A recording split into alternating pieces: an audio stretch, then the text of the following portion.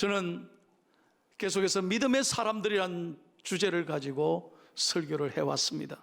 첫 번째로 믿음의 사람들의 행진, 두 번째로 믿음의 사람들의 고백, 세 번째로 믿음의 사람들의 실수 극복. 누구나 다 실수할 수 있다는 거죠. 네 번째는 믿음의 사람의 선택.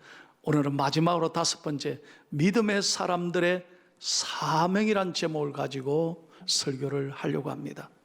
여러분, 서울에 가시면 양화대교 밑에 양화진이라는 곳이 있습니다. 그곳에 가면 이 땅에 와서 130여 년 전에 조선에 와서 얼마나 가난했습니까? 얼마나 배고프고 무지했습니까? 이 땅에 조선에 와서 생명을 걸고 복음을 전하다가 순교하신 외국 선교사님들의 350명의 무덤이 있습니다. 한번 꼭 가보셔야 돼요.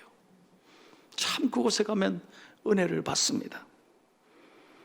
그들은 오직 복음을 전하기 위하여 무슬고 낯선 이 조선에 와서 아낌없이 모든 것을 다 바쳤습니다. 얼마나 귀한지 몰라요. 여러분, 선교사님은 당시 최고의 학벌의 사람들이었습니다. 당대 최고의 인류 명문대를 다녔습니다. 왜 그들이 편안하게 행복하게 살 수 있었는데 이 가난한 땅 조선에 와서 복음을 전하고 생명을 바쳤을까요? 여러분, 잘 생각하시고 잊으시면 안 돼요. 저는 이번에 다세간 격리를 당하면서 참 우리 조선의 역사에 관한 이 책을 읽으면서 참 은혜를 받았습니다. 구한말 조선은 1878년부터 1902년까지 무려 콜레라가요, 엄청난 대질병이 4차례 이상 이 조선의 땅을 휩쓸었다는 거예요. 그때 사망자만 공식 통계만 수십만 명이에요. 한번 생각해 보세요. 그때 우리가 무슨 의료시설이 있습니까? 지식이 있습니까? 병원이 있습니까? 약이 있습니까? 돈이 있습니까? 너무 우리는 가난했습니다. 무지했습니다. 그런데 선교사님들이 목숨 걸고 이 질병과 싸웠고 우리 민족을 지켜주었어요. 존 헤론 선교사님은 자신이 병자들을 돌보다가 이 땅에 와서 5년 만에 그는 생명을 잃었습니다. 찰스 빈턴 선교사님은 전염병으로 아내와 사랑하는 4 자녀들을 한꺼번에 다 잃었습니다. 가족을 다 잃었다는 말이에요. 여러분, 이분은 얘기를 들으셨을 거예요. 언더우드 선교사님. 이분은 콜레라가 이 땅을 창궐했을 때 미 정부에다가 그 당시에 미 정부에 백신을 요청했습니다. 그래서 어렵게 백신을 구해와서 여러분, 서울 세문안 교회에서 가난한 우리 백성들을 위하여 접종을 해 주었습니다. 우리 역사에 여러분 있었던 이야기예요. 그래서 병자들을 치료하기 시작했던 거예요. 올리버 에버슨 선교사님이 있습니다. 이분은 1895년에 6월 달에 엄청난 콜레라로 전국의 수많은 조선인들이 병에 걸려 죽어갔을 때요, 제중원, 우리나라 최초의 의료기관 제중원에 수천 명을 격리시켜가지고 그 6월 한여름 아닙니까? 그런데 불을 떼가지고 방법이 없으니까 그 뜨겁게 온도를, 체온을 유지하면서 전국에다가 손을 씻으라. 약이 없으니까 전국에 우리 민족에 손을 씻으라고 공포하고 부탁하고, 그래서 환자들을 돌보면서 2달 만에 가까스로 콜레라를 진정시켰다는 거예요. 이런 분들의 희생과 수고와 섬김이 없었다면 오늘의 이 역사가 있겠느냐 이 말이에요. 그래서 에버슨 선교사님은 이래서는 안 되겠다.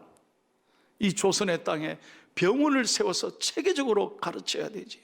그래서 미국 정부에 요청해서 협력을 받아서 세운 최초의 병원이 세브란스 병원인 거예요. 그래서 생긴 거라니까요. 저는 이런 귀한 역사를 읽으면서 참 우리 민족을 하나님이 너무너무 사랑하셨다. 여러분, 하나님의 은혜라고 생각하면 아멘 합시다. 여러분, 우리가 어떻게 130여 년 만에 이렇게 잘 사는 선진국 10대 국가 중에 이렇게 복을 받은 나라가 되고, 이런 교회가 역사에 100년 만에 부흥한 교회가 어디 있습니까?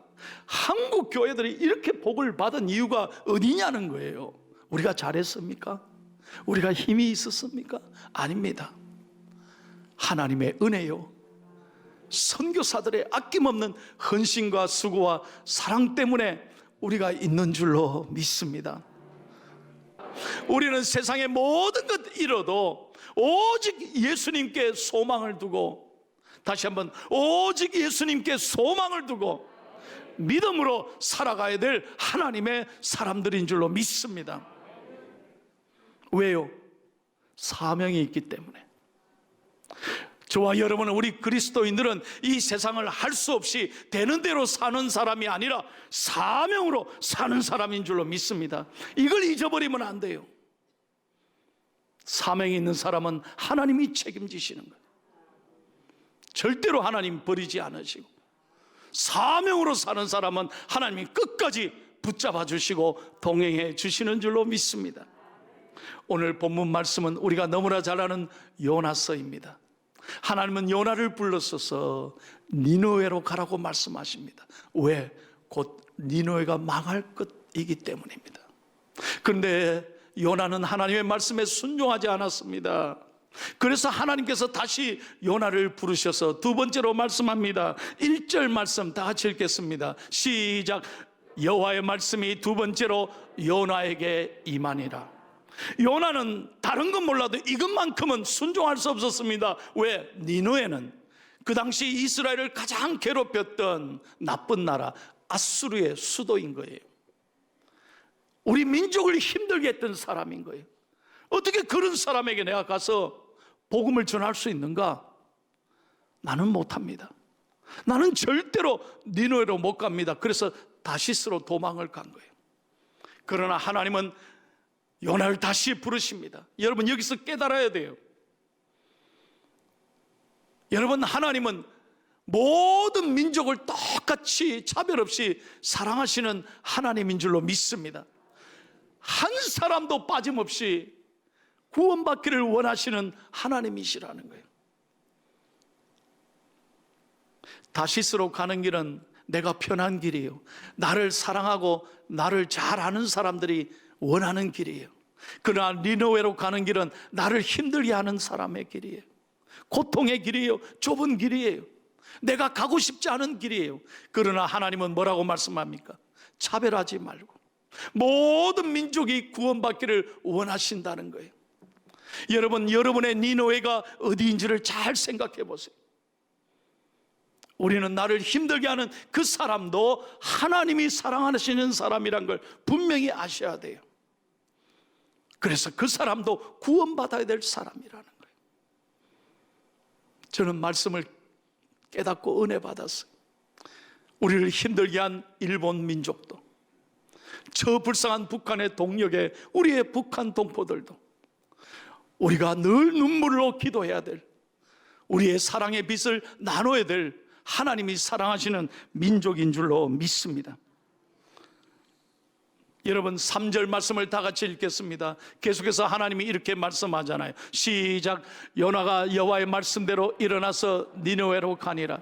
니느웨는 사흘 동안 걸을 만큼 하나님 앞에 큰 성읍이니, 니느웨 성벽의 높이가 30m. 그 당시에 여러분, 수천 년 전에 이런 건물을 지었다. 성벽 위로는 세 대의 쌍두마차가 동시에 달릴 수 있을 정도로 넓은 성이고, 성의 길이가 96km였대요.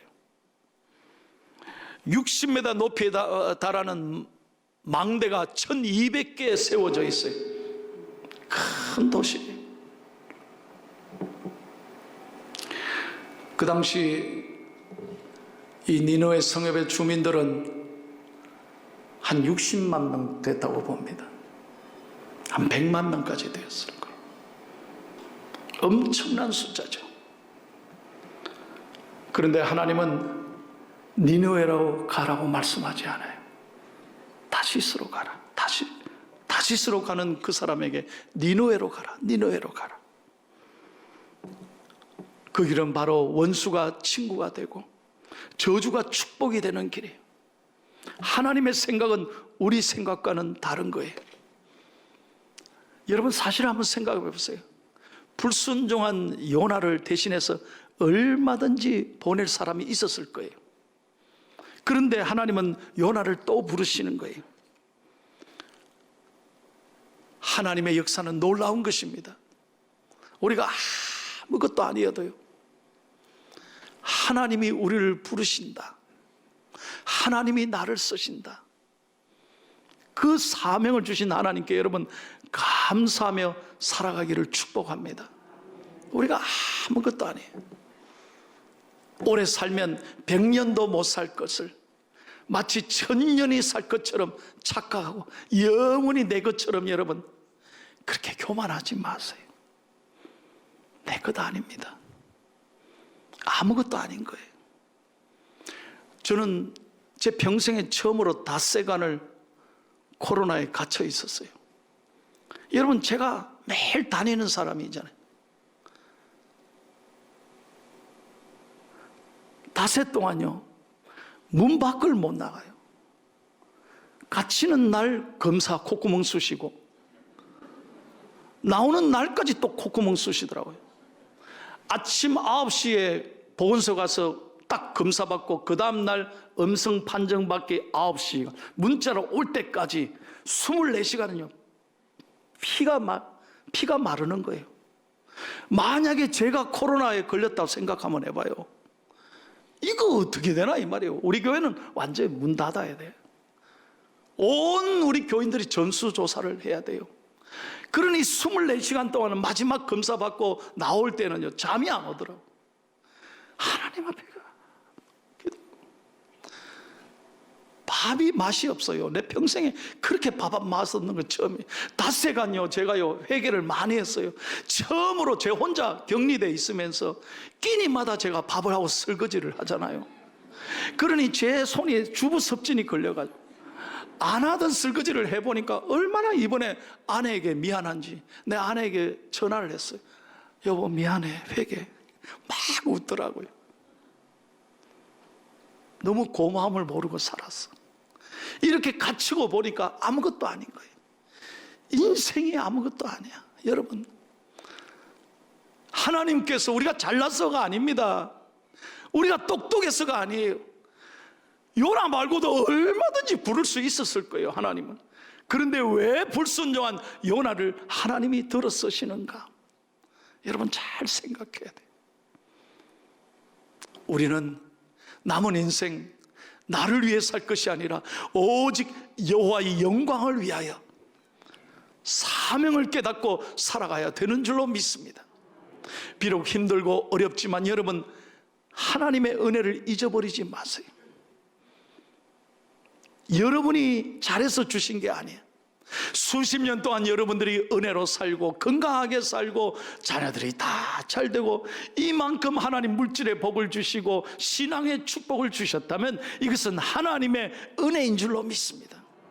이제는 남은 삶 하나님의 영광을 위해 살고 하나님의 마음을 좀 기쁘게 하며 살아가야 되지 않습니까? 지난 130년 동안 우리는 선교사들의 희생과 눈물과 수고로 이런 복을 받고 살았습니다.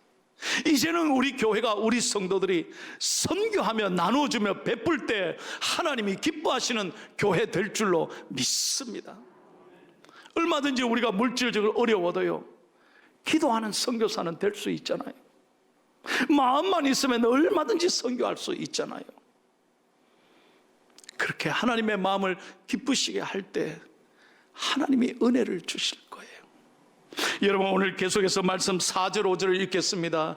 요나가 가기 싫은 니느웨를 가서 사흘 동안 다니면서 복음을 전하라고 했는데 단 하루 전했습니다. 한번 잘 보세요. 4절 5절 시작.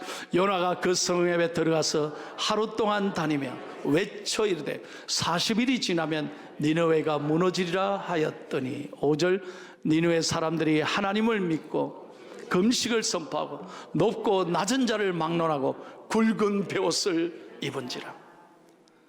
니느웨는 하기 싫었어요. 억지로 갔어요. 그런데 하나님이 주신 말씀을 선포했더니 하루 동안, 사흘도 아니에요, 다 순종한 것도 아니에요, 하루 나가서 복음을 전했는데 하나님의 역사는 놀라운 거예요. 여러분, 전도는 배워서 하는 게 아니에요. 전도하는 마음을 가지고 순종하면 역사가 일어날 줄로 믿습니다. 우리가 하나님의 사랑을 가지고 나가기만 하면 하나님이 말을 주시는 거예요. 하나님이 역사를 일으켜 주실 줄로 믿습니다. 그러니 보세요, 40일이 지나면 이 땅이 망하리라. 이 말씀 한마디에 놀라운 역사와 건세가 일어나잖아요. 사람이요, 사람을 만나면 역사가 일어나고, 사람이 하나님을 만나면 기적이 일어나는 거예요. 전도는 하나님이 하게 하시는 거예요. 하나님이 하신 말을 우리가 전하면 돼요. 그러면 하나님께서 우리를 쓰시고 그 죽어가는 니느웨 백성을 살려주신 것처럼 오늘 여러분의 니느웨, 여러분을 힘들게 하는 그 사람까지도 포기하지 않고 끝까지 마음을 품고 그리스도의 마음으로 기도한다면 하나님이 반드시 들으시고 그 영혼을 구원해 주실 줄로 믿습니다. 이사야서 6장에 보면 이사야가 하나님의 음성을 듣습니다. 여러분, 마지막으로 이사야서 6장 8절을 다 같이 읽겠습니다. 하나님이 이렇게 묻잖아요. 시작. 내가 또 주의 목소리를 들으니 주께서 이르시되 내가 누구를 보내며 누가 우리를 위하여 갈고 하시니 그때 내가 이르되 내가 여기 있나이다, 나를 보내소서.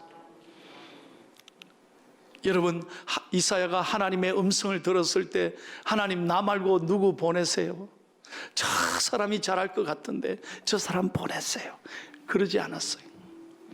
핑계대지 않았어요. 변명하지 않았어요. 주여, 내가 여기 있습니다, 나를 보내주십시오. 여러분, 우리가 다 이 시간 그만두고 선교 나가자, 그런 말이 아니에요. 우리는 보내는 선교사, 기도하는 선교사, 사랑하고 협력하는 선교사가 돼야 되잖아요. 여러분, 우리가 훗날 하나님 앞에 섰을 때 부끄러움이 없어야 되지, 후회가 없어야 되는 거 아니에요. 우리가 하나님 앞에 조금이라도 주님의 마음에 보답하며 산다면요, 하나님이 여러분의 인생을 축복하시고 지켜주실 줄로 믿습니다. 어제 우리 교인 중에 한 분이요, 저한테 영상을 하나 보내줬어요. 목사님, 설교 준비하시느라 바쁘실 텐데 그래도 이 노래 하나 들으시고 기분을 좀 밝게 하시면 좋겠습니다. 나는 뭔 노래를 보냈더니 토르트를 보냈어요. 세상에. 사연을 적어 보냈어요. 이번에 이분이 미스 트롯2에 우승한 제주댁 양지연 씨입니다. 그러더라고요. 목사님 아세요? 여러분은 기도하고 말씀 읽는다고 그런 걸 안 보니까 참 감사해요. 아, 이 양지연 씨가요, 어릴 때 자기 아버지가 신장으로 고생을 했어요. 너무너무 고생하는 아버지를 곁에서 보면서 어릴 때부터 판소리 배우며 가수가 되는 꿈이었는데 아버지가 고생하는 거 보고 자기 신장을 이식 수술을 했어요. 아버지에게 신장을 드렸어요. 그래서 더 이상 노래를 잘 못 부르고 가수의 꿈을 포기했다 그러잖아요. 근데 아버지가 많이 회복하고 딸에게 그랬대요. 나는 네가 텔레비에 나와서 노래 부르는 게 소원인데 한번 부를 수 있겠냐. 그래서 이 제주댁 아가씨가 결혼을 했더라고요. 이분이 이번에 미스트롯2에 나와가지고요, 노래를 부르는데 전 국민이 여러분 다 알면서 모른 척 하는 거 아니에요? 전 국민이 감동을 받아가지고 마지막 심사할 때 온 국민이 이분에게 몰표를 줘가지고요, 이분이 1등 했다는 거 아닙니까? 무려 상금이 1억 5천만 원이에요. 상금이 문제가 아니에요.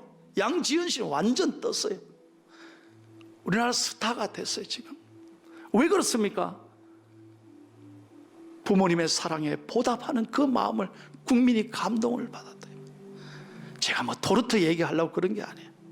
그 마음이 얼마나 귀하냐 이 말이에요. 그러니 국민이 다 울면서 그 노래 듣고 박수를 보내고 저런 분이 1등 해야 된다고 문자를, 대국민 문자를, 몰표를 준 거 아닙니까? 여러분, 하나님 앞에 제발 인색하게 살지 마세요.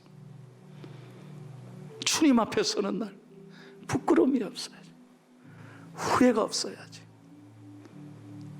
지난 1, 2월 통계를 봤어요. 너무 감사한 것은 우리 교회 선교 후원자가 늘어나고 있어요. 선교 헌금이 매월 한 500만 원 정도 더 늘어나고 있어요. 이 어려운 때에 얼마나 저는 감사한 일인지 몰라요. 그렇습니다.